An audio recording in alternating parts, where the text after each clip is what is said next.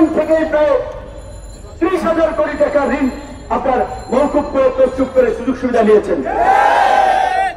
এই রকমের মাফিয়ারা তো মিনিমাম 50 আছে, যে এই 50 মাফিয়াই প্রায় দেশের ব্যাংক থেকে আর্থিক খাত থেকে অন্তত 2-4 লক্ষ কোটি টাকা গায়েব করে দিয়েছেন। তাহলে যাদের রক্তের বিনিময়ে, ত্যাগের বিনিময়ে, প্রাণের বিনিময়ে আমরা এই নতুন বাংলাদেশ পেয়েছি, আমরা রাজনীতি করছি, এমপি হওয়ার স্বপ্ন দেখছি, সরকার গঠন করার স্বপ্ন দেখছি, একজন বিশ্ববিদ্যালয়ের ভাইস চ্যান্সেলর হচ্ছেন, সচিবালয়ের সচিব হচ্ছেন, পুলিশের আইজিপি হচ্ছেন, ডিআইজি হচ্ছেন, এদের কথা কেউ ভাবতেন না। সবাই নিজের ধান্দাগ্রস্ত হয়ে যাচ্ছেন, কিন্তু এইটা কথা ছিল না, ভুলে যাবেন না।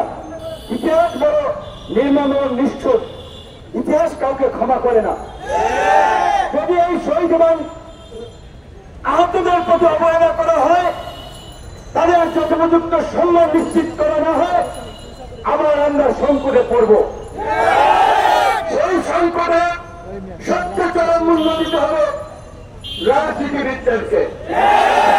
কাজী রাজনীতিবিদদের উচিত এই বিষয়ে জোরালো ভূমিকা পালন করা। আমরা বলেছিলাম যে এই সরকার আন্দোলনকারীদের চিকিৎসা সহায়তা নিশ্চিত করার পাশাপাশি এই গণঅভ্যুত্থানে যারা গণহত্যা চালিয়েছিল বিচারের মাধ্যমে তাদের ফাঁসি নিশ্চিত করতে হবে।